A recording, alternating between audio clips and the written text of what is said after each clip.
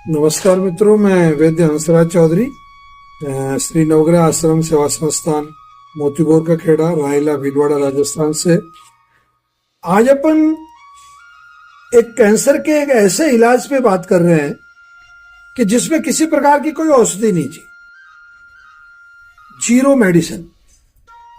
आप कहेंगे साहब वैद्य जी जीरो मेडिसिन, तो फिर उससे अगर मेडिसिन से कैंसर ठीक होता है ना, अगर मेडिसिन ही नहीं होगी तो कैंसर कैसे ठीक होगा?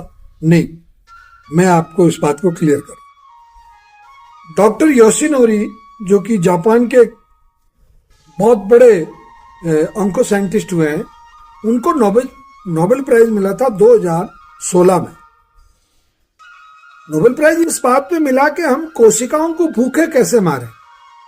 मतलब आपकी जो कैंसर सेल है और जो नॉर्मल सेल है, उनका इन्होंने एक जिसको कहते हैं एक रूट चार्ट दिया था, एक पूरा प्रोटोकॉल समझाया था कि भाई अपने शरीर में ऐसे कोशिकाएं बनती है और वो कोशिकाएं अपने खून के अंदर जो घुला हुआ कार्बोहाइड्रेट होता है, प्रोटीन होता है, मिनरल होते हैं, फैट होती है, फाइबर होते हैं, और भी जितनी तरह की चीजें होती है, वो सब कोशिका का जो आपको मालूम है ना, कोशिका रसोई घर है अपने शरीर का।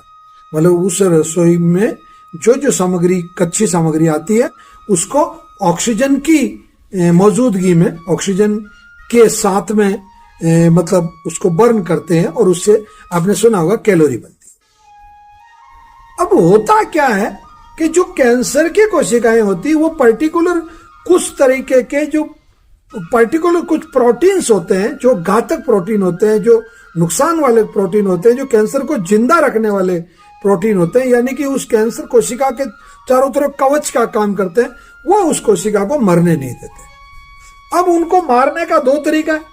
पहला तरीका तो ये कि भाई वो प्रोटीन ही कम कर दिया जाए, और दूसरा वो जो प्रोटीन है, उस प्रोटीन के रहते हुए भी एक प्रकृति का एक सिद्धांत है कि ताकतवर हमेशा कमजोर को खा जाता है, जवान कोशिकाएं जो वृद्ध कोशिकाएं होती है उसको खाती है, और पर्टिकुलर कैंसर कोशिकाएं कैंसर कोशिकाओं को खाती है। वो तब खाती है कि जब वो बहुत ज्यादा भूख से त्रस्त हो, भूख से तड़फ रही हो। तो जब भूख से तड़फने वाली स्थिति जब आएगी तो उस समय वो उनको खाएगी। अब भूखे कैसे मारे? भूखे मारने के लिए केवल आप एक तो ये तरीका है, आप कहते हो कोशिकाओं तुम भूखे मरो, तो वो तो नहीं मरेगी। उसके लिए उन्होंने एक तरीका बताया, वो है इंटरमीडिएट फास्टिंग, यानी कि दो आहार के बीच का जो समय है, उस समय को मतलब बढ़ा दिया जाए। यानी कि संध्या काल का, शाम का जो आहार है, वो अगर आप 4 बजे ले लेते हैं, भोजन की बात कर रहा हूं मैं, जिसको हम सामान्यतः खाना कहते हैं। भाई 2-3 चीजें होती है ना, एक तो जूस पीना होता है, एक सूप पीना होता है, एक खाना होता है, ठीक है, और एक नाश्ता करना होता है। तो ये नाश्ता, जूस और ये नहीं, खाना जिसको हम खाना बोलते हैं, वो 4 बजे आप शाम का खाना खा लें और वापस सुबह का खाना 10 बजे खा लें। अब सुबह का खाना 10 बजे और शाम का खाना 4 बजे, तो शाम के 4 से सुबह के 10 के बीच में जो 6 घंटे का एक्स्ट्रा समय निकला, उसमें आपने अपनी कोशिकाओं को भूखे मारा। आपने कोशिकाओं को protein, carbohydrate, mineral, fat, fibre वगैरह नहीं दिया।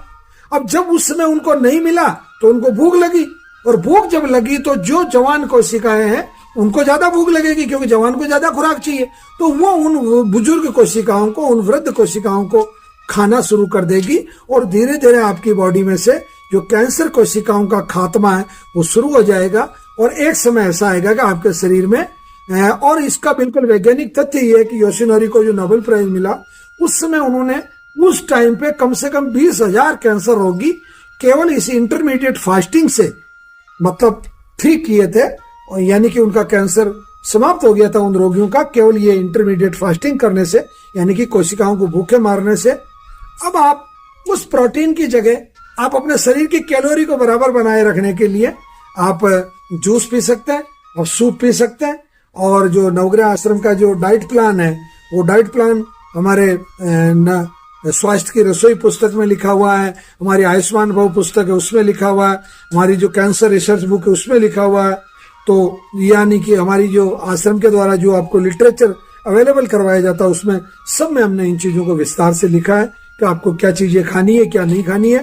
तो जो चीजें हमने लिखा है कि आप ये खा सकते हैं, उन चीजों के खाने से आपका कैंसर बढ़ता नहीं है बल्कि घटता है, कमजोर होता है और कम होता है।